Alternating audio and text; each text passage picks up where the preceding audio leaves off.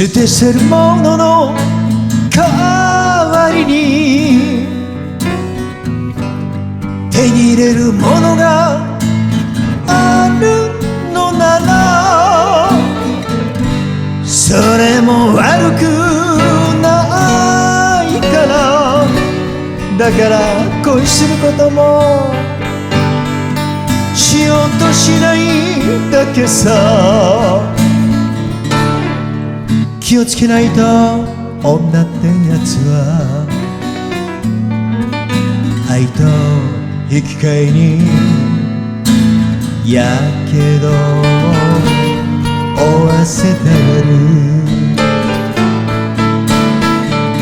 気をつけないと女ってやつは